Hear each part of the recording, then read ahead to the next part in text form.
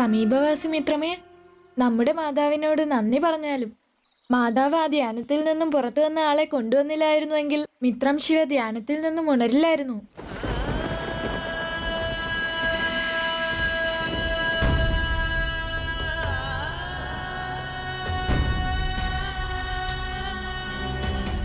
മിത്രമേ മൂഢ, മാതാവിന്റെ പ്രയത്നം ഒരിക്കലും സഫലമാകാതിരിക്കില്ല.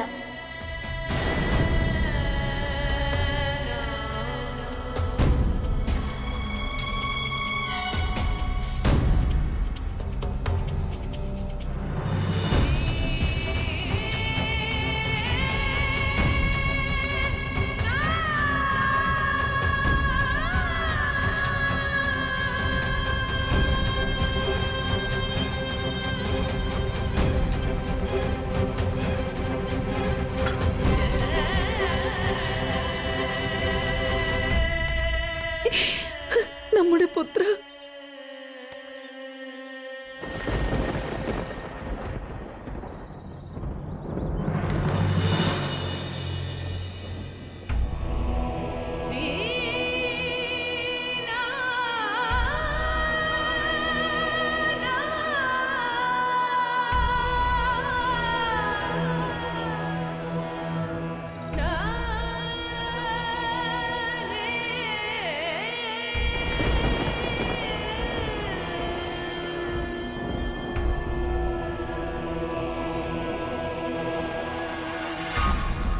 നിന്നാലും മിത്രമേ,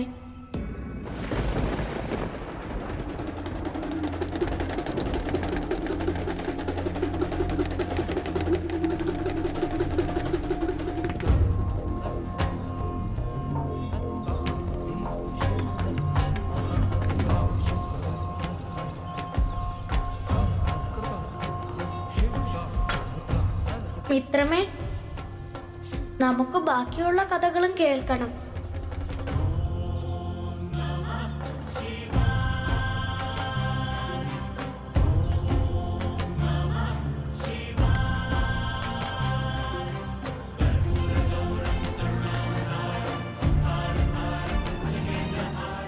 അറിയാമോ, അവിടുന്ന് കഥ പറയുന്ന സമയത്ത് നമ്മുടെ ഉള്ളിലൊരു തോന്നലുണ്ടായി, ആ കഥയുമായി നമുക്കെന്തോ ബന്ധമുണ്ടെന്ന്.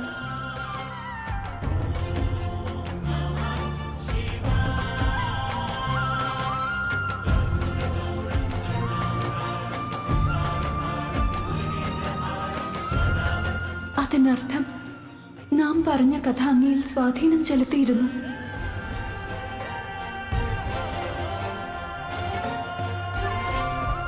ഇപ്പോൾ നമുക്ക് പൂർണ്ണ വിശ്വാസമായി മഹാദേവ. നമ്മുടെ കഥകൾ അങ്ങയെ ബാലശിവനിൽ നിന്നും മഹാദേവനായി മാറ്റുന്നതാണ്. അവിടുന്ന് ഉത്തരം നൽകിയില്ലല്ലോ മിത്രമേ.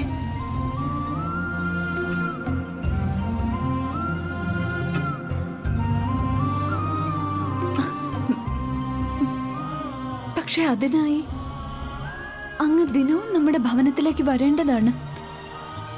വരുമോ?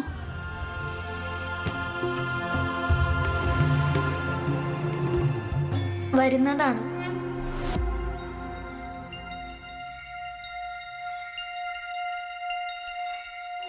മാതാവിന്റെ അനുവാദം വാങ്ങിയിട്ട് കഥ കേൾക്കാൻ വരുന്നതാണ്.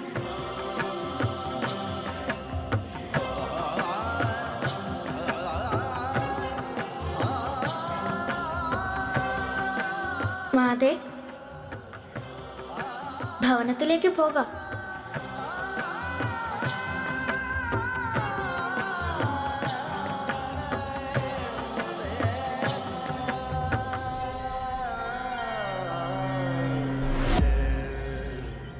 ദേവി പാർവതി,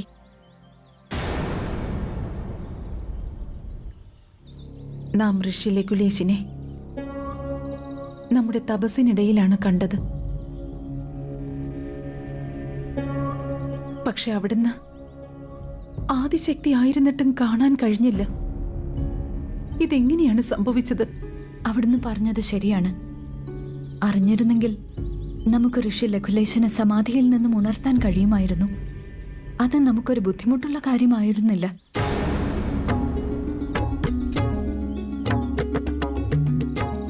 പക്ഷേ നമുക്കും നമ്മുടെ പ്രഭുവിനുമിടയിൽ ഒരു നിയമം പാലിക്കപ്പെടേണ്ടതുണ്ട്.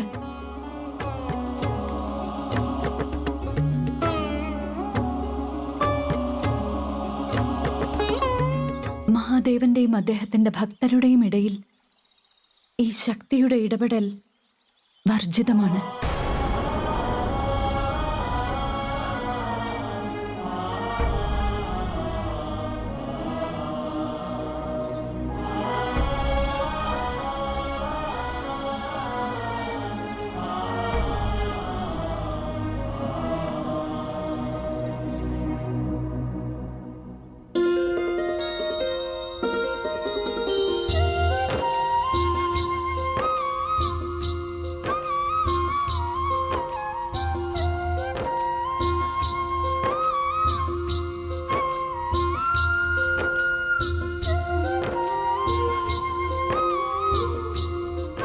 അകത്തേക്ക് വരൂ.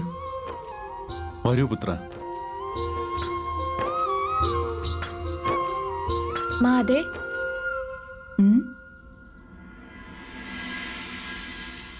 നാരായണനെയും ദേവനെയും കാണുന്നില്ലല്ലോ. അവർ ഗുരുകുലത്തിലേക്ക് പോയി മഹാഋഷി ജാമിനിയിൽ നിന്നും ശാസ്ത്ര വിഷയങ്ങൾ പഠിക്കുവാനായി. എങ്കിൽ ഞങ്ങളും തീർച്ചയായും പോകുന്നതാണ്. തീർച്ചയായും പോകണം. പക്ഷെ ഇന്ന് ഒരുപാട് സമയത്തിന് ശേഷം ശിവഭവനത്തിലേക്ക് വന്നതാണ്.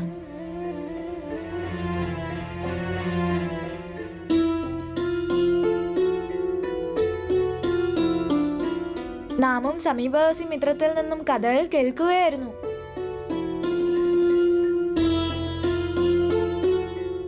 അതെ, നീയും.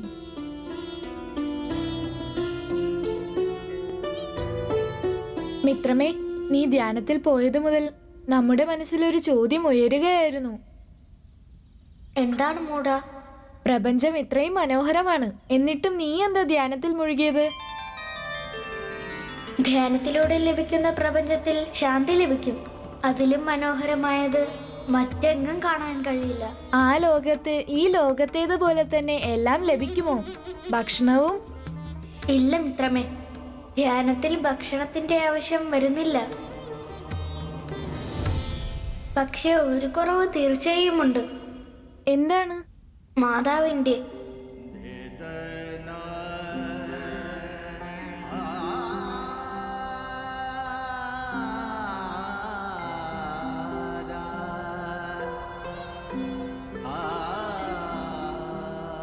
മാതാവിനെ കേവലം ഈ പ്രപഞ്ചത്തിൽ മാത്രമേ കാണാൻ സാധിക്കൂ, മറ്റൊരിടത്തും സാധിക്കില്ല.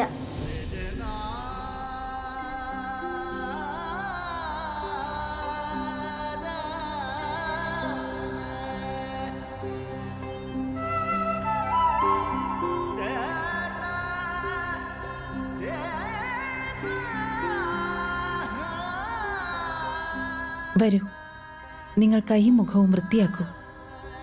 നാം ഭക്ഷണം വിളമ്പി വെക്കാം. വരൂ പുത്ര, നമ്മോടൊപ്പം വരൂ.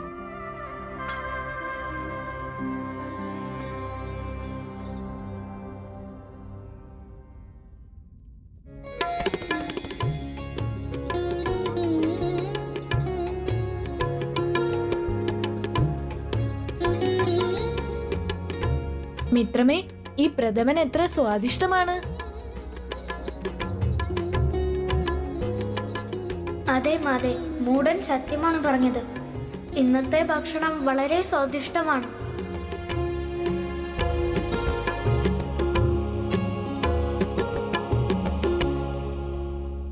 ഇതെന്താണ് മിത്രമേ? ധ്യാനത്തിൽ നിന്നും ഉണർന്നതിന് ശേഷം നിനക്ക് മാറ്റങ്ങളുണ്ടല്ലോ.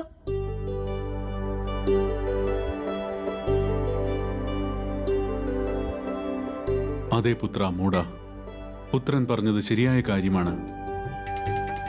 ഒരു പക്ഷെ ആദ്യമായിട്ടാണ് നമ്മൾ ശിവന്റെ നാവിൽ നിന്നും ഭക്ഷണത്തിന്റെ കാര്യത്തിൽ പ്രശംസയുടെ വാക്കുകൾ കേൾക്കുന്നത്. ദേവി, ഇന്ന് ശിവന് വയറ് നിറയുന്നതുവരെ പ്രഥമൻ നൽകിയാലും? ശരി, നൽകുന്നതാണ്. നാം ഇന്ന് പ്രഥമൻ നമ്മുടെ ബാലശിവയ്ക്ക് വേണ്ടി തന്നെയാണ് ഉണ്ടാക്കിയത്.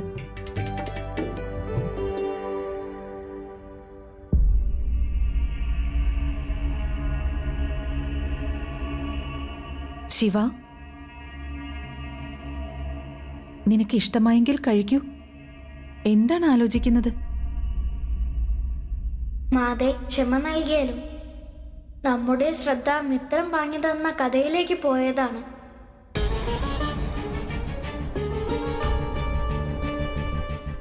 അവരുടെ കഥ വളരെ രസകരമാണ്.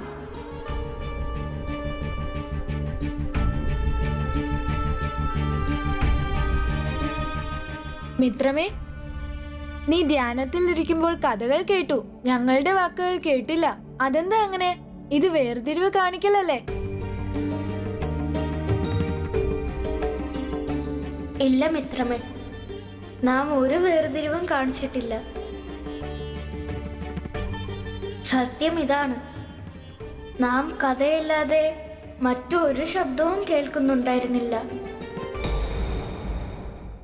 നമ്മുടെ ഉള്ളിലൊരു തോന്നലുണ്ടാവുകയാണ്, നമുക്ക് ആ കഥയുമായി എന്തോ ബന്ധമുണ്ടെന്ന്.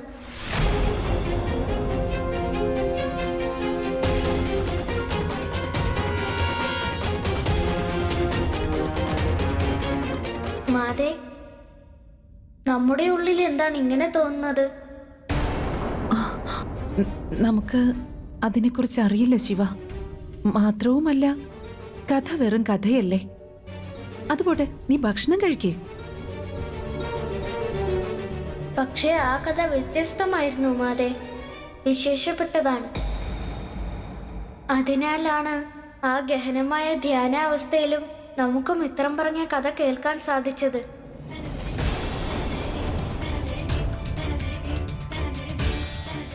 മാത്രമല്ല, നമുക്ക് വേറൊരു തോന്നലുമുണ്ടായി, ആ കഥ നമുക്ക് വളരെ പരിചിതമാണെന്ന്.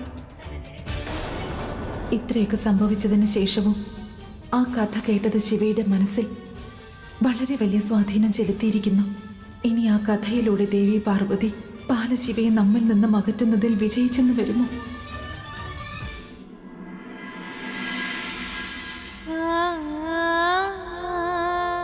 മിത്രമേ, നമുക്ക് ബാക്കിയുള്ള കഥകളും കേൾക്കണം. അവിടുന്ന് കഥ പറയുന്ന സമയത്ത് നമ്മുടെ ഉള്ളിലൊരു തോന്നലുണ്ടായി, ആ കഥയുമായി നമുക്കെന്തോ ബന്ധമുണ്ടെന്ന്.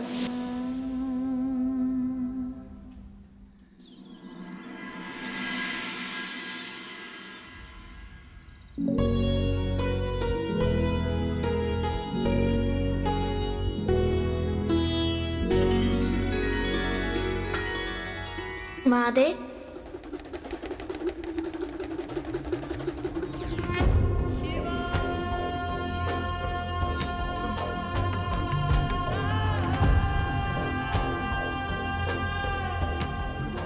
ദേവി പാർവതിയുടെ ഭവനത്തിലേക്ക് പോകാൻ അനുവാദം വാങ്ങാൻ വന്നതാണല്ലേ?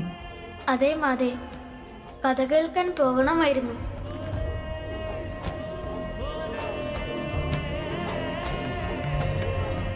പോകൂ,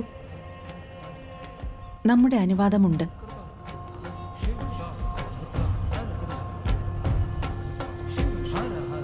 പക്ഷെ തിരികെ വരുന്ന സമയത്ത് നീ നമുക്ക് വേണ്ടി ഒരു കാര്യം ചെയ്യേണ്ടതുണ്ട്.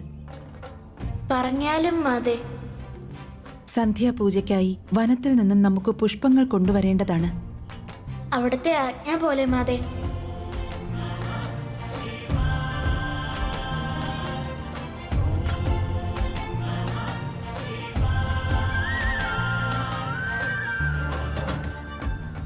നമ്മുടെ മനസ്സിന് വളരെ സന്തോഷം തോന്നുകയാണ്.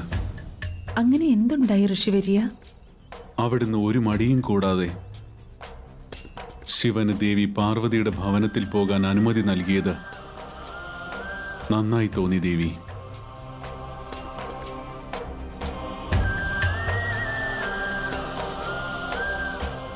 നാം ശിവയെ നഷ്ടപ്പെടുമോ എന്ന ഭയത്തിൽ നിന്നും പുറത്തു വന്നു കഴിഞ്ഞു ഋഷിവര്യ. നാം സത്യം തിരിച്ചറിഞ്ഞു. ശിവ നമ്മെ ഉപേക്ഷിച്ച് എങ്ങോട്ടേക്കും പോകില്ല. അതിനാൽ നാം ഇനി പൂർണ്ണ മനസ്സോടെ മാതാവിന്റെ ഉത്തരവാദിത്വങ്ങൾ ചെയ്യുന്നതാണ്. ഏത് കാര്യത്തിനായാണോ ശിവൻ നമ്മുടെ പുത്രനായി വന്നത്, ആ ഗൃഹസ്ഥ ജീവിതത്തെക്കുറിച്ച് നാം അവന് ജ്ഞാനം നൽകും.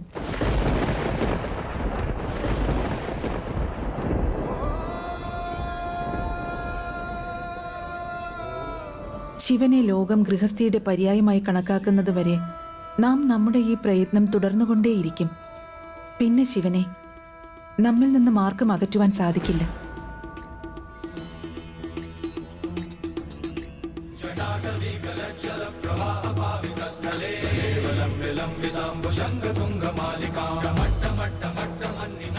ദേവി പാർവതി ശിവയ്ക്ക് പറഞ്ഞുകൊടുക്കുന്ന കഥകളെല്ലാം തന്നെ കഴിഞ്ഞു പോയവയാണ്.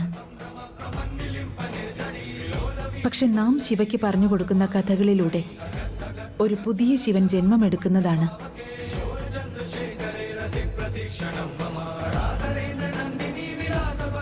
ഗൃഹസ്ഥ ശിവന്റെ ഉദയം സംഭവിക്കും.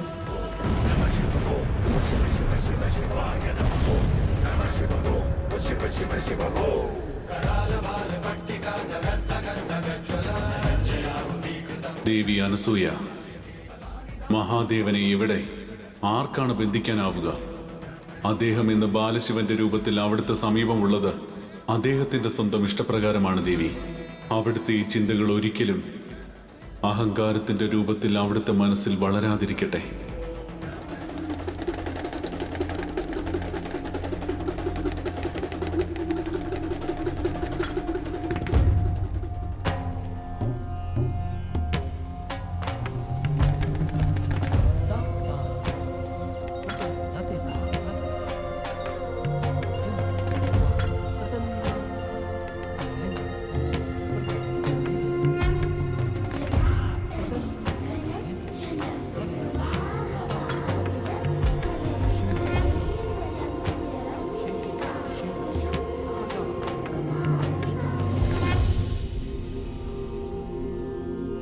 വന്നാലും ഇവിടേക്ക് അങ്ങേക്ക് സ്വാഗതം. നമുക്ക് വിശ്വാസമുണ്ടായിരുന്നു മിത്രമേ. അവിടത്തേക്ക് അവിടത്തെ കഥയിൽ വിശ്വാസമുണ്ടായിരുന്നു. അതിനാലാണ് നമുക്ക് വരേണ്ടി വന്നത്. പക്ഷേ നമുക്ക് അങ്ങിലാണ് വിശ്വാസം മിത്രമേ. അതിനർത്ഥം ഇതാണ്: ഇരുവരും പരസ്പര വിശ്വാസത്താൽ ബന്ധിക്കപ്പെട്ടിരിക്കുന്നു.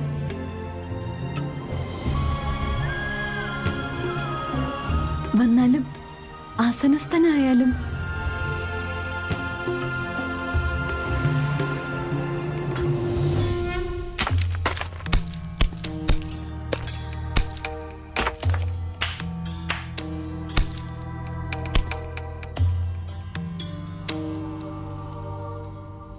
സമീപവാസി മിത്രമേ, അവിടത്തേക്ക് ജാലവിദ്യകൾ അറിയാമോ?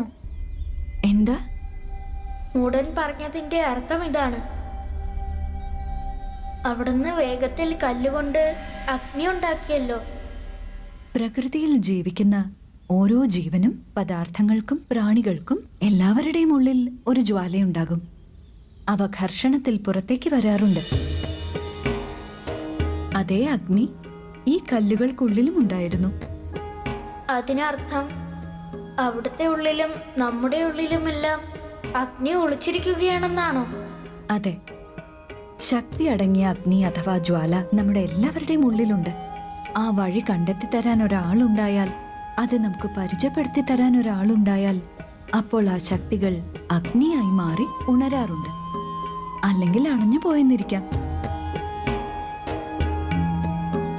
അതായത് അവിടത്തേക്ക് അവിടുത്തെ ശക്തികൾ അറിയാതെ പോകുന്നത് പോലെ അവിടുന്ന് ആ വിഷം പാനം ചെയ്ത് പ്രപഞ്ചത്തെ രക്ഷിച്ചുകൊണ്ട് അസംഭവ്യമായ ഒരു പ്രവൃത്തി ചെയ്തില്ലേ?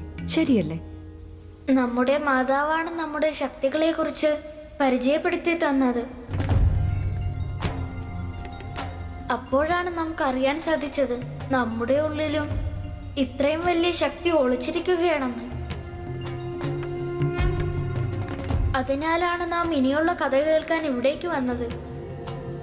കേൾപ്പിച്ചാലും. എവിടെ വരെയാണ് അങ്ങ് കേട്ടത്? ഓർമ്മയുണ്ടോ? ആ രാക്ഷസനിൽ നിന്നും ശിവൻ സതിയെ രക്ഷിച്ചതുവരെ.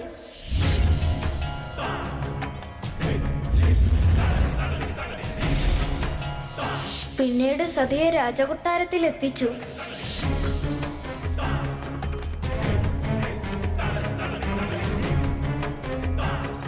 നിന്നാലും ശിവ, അങ്ങ് നമ്മെ കൈലാസത്തിലേക്കല്ല നമ്മുടെ പിതാവിന്റെ അടുത്തേക്കാണോ കൊണ്ടുപോകുന്നത്?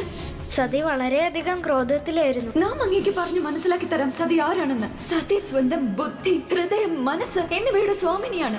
സതി സ്വതന്ത്രതയുടെ മൂർത്തി രൂപമാണ്. സതി അവളുടെ നിർണയങ്ങളുടെയും ഉത്തരവാദിത്വങ്ങളുടെയും പൂർത്തീകരണത്തിനായി ശ്രമിക്കുന്ന ഒരു രാജകുമാരിയാണ്. ശരിക്കും നമ്മുടെ പിതാവ് സത്യമാണ് പറഞ്ഞത്. അവിടുന്ന് സതിയെ സ്വന്തമാക്കാൻ യോഗ്യനയല്ല.